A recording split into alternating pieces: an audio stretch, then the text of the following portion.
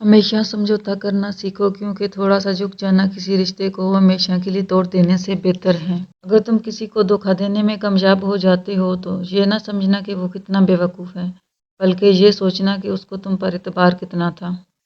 لوگوں کے غلام مت بنو جب اللہ نے تمہیں آزاد پیدا کیا ہے۔ ان لوگوں پر اعتبار کرو جو تمہاری 3 باتیں بھانپ سکیں: تمہاری ہنسی میں پوشیدہ درد، تمہارے غصے میں تمہارا پیار، تمہاری خاموشی میں پوشیدہ وجہ۔ اگر کوئی آپ کی فکر کرتا ہے تو اس کی قدر کرو کیونکہ دنیا میں تماشائی زیادہ اور فکر کرنے والے بہت کم ہوتے ہیں۔ ہمیشہ چھوٹی چھوٹی خوشیوں کا استقبال کیا کرو کیونکہ انہی کے پیچھے محبتوں کا سیلاب ہوتا ہے۔ ہمیشہ خاموشی اختیار کرنے سے تیرے فکر میں نور پیدا ہوگا۔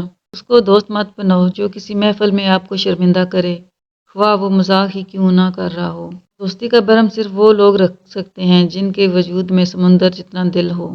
اپنے دوست کے دشمن سے دوستی مت کرو، ایسا کرنے سے تم اپنے دوست کو دشمن بن جاؤ گے۔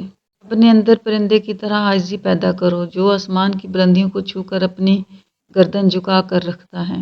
خدا سے جب بھی مانگو تو مقدر مانگو، عقل نہیں، کیونکہ میں نے بہت سے عقل والوں کو مقدر والوں کے در پہ دیکھا ہے۔ اگر لوگوں کو عزت دینا اور معاف کرنا تمہاری کمزوری ہے تو تم دنیا کے سب سے زیادہ طاقتور انسان ہو۔ خواہش بادشاہوں کو غلام بنا دیتی ہے مگر صبر غلاموں کو بادشاہ بنا دیتا ہے۔ جب دعا کرتے وقت تمہاری آنکھوں سے آنسو آنے لگے تو سمجھ جانا تمہاری دعا برگہ الہی میں قبول ہو چکی ہے۔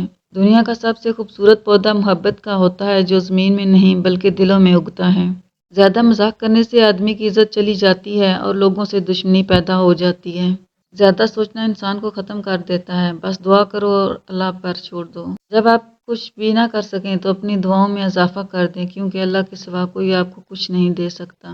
لوگوں کے عیبوں سے اس طرح غافل ہو جاؤ جیسے سوتے وقت تم دنیا سے غافل ہو جاتے ہو۔ رشتوں کو مضبوط رکھنے کے 2 راز: جب آپ غلط ہوں تو اپنی غلطی تسلیم کریں، جب آپ صحیح ہوں تو صرف خاموشی اختیار کریں۔